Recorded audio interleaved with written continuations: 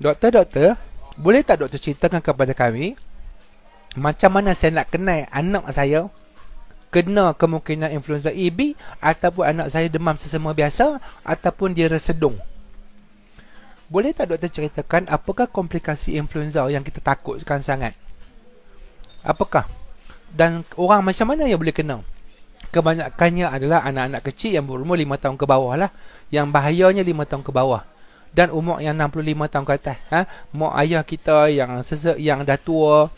Kalau dia kena, orang-orang yang kena penyakit influenza ni, dia dapat komplikasi. Dia boleh pergi ke telinga. Dia boleh dapatkan sakit tu, dia boleh hidung, dia boleh tekak dan naik ke telinga. Dia boleh dapat otitis media.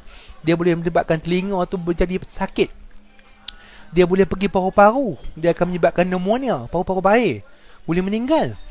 Daripada paru-paru dia boleh pergi masuk ke dalam darah jadi sepsis, dia boleh pergi ke jantung, dia boleh pergi ke otak, dia boleh pergi satu badan. Ya, dan dia boleh menyebabkan meninggal kalau kita tak dapat kesan awal dan kita tak rawat awal. Itu bahaya dia influenza tu. Dia pergi ke lain, ya. Right. So sekarang macam mana nak kenal dia? Macam mana nak kenal influenza AB ataupun normal cold flu ataupun anak kita resedung? Dengar elok-elok. Berbeza dengan demam batuk sesama biasa, influenza A dengan B ni selalunya dia jadi demam yang panas secara tiba-tiba. Berbanding batuk sesama biasa tu, anak kita batuk sesama biasa tu, lepas tu baru start demam sikit.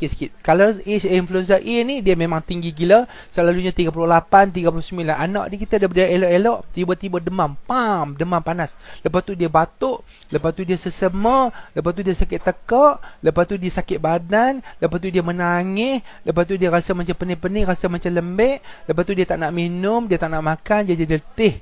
Dia akan jadi kadang-kadang dia ada muntah, kadang-kadang dia jadi cirit-birit pun ada juga. Dan anak-anak kita kadang-kadang dia akan jadi batuk yang kuat, lepas tu dia akan cakap sakit perut. Itu adalah simptom-simptom influenza. Simptom dia berbanding dengan normal cold ataupun sesama biasa adalah yang sesama biasa tu dia naik perlahan-lahan. Sesama dulu, lepas tu batuk sikit, lepas tu dia naik demam sikit, hari ketiga keempat baru dia demam, lepas tu baru jadi batuk teruk. Itu maksudnya demam batuk sesama biasa, bukan influenza. Kalau influenza selalunya dia dia terus demam, dia terus demam, terus sakit badan. Kalau anak kita pandai bercakap, dia cakap sakit kepala, sakit badan, sakit urat, letih, tak lalu makan, tekak sakit, lepas tu dia jadi tak boleh menelan dan dia rasa pening, dizziness, lepas tu dia sakit perut, dia cerit-berit dan dia muntah. Itu kalau macam tu simptom dia, jangan biar lama-lama, terus bawa ke hospital jumpa dengan doktor, buat check, kita akan nampak ada line influenza A atau influenza B. Right? Kebanyakan adalah influenza A, tapi B juga ada. Antara A dengan B, mana yang bahaya? A yang bahaya. Mana yang lebih banyak?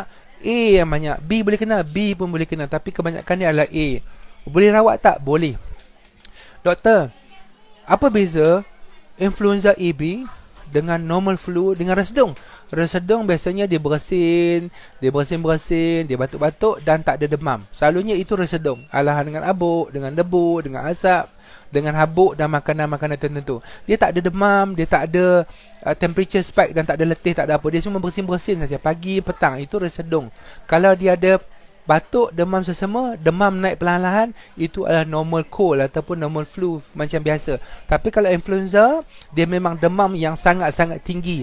Anak kita nampak lembek, mukanya merah, badannya kadang-kadang flushing, lepas tu dia jadi tak larat, dia jadi menangis, apa semua, tak nak makan, tak nak minum.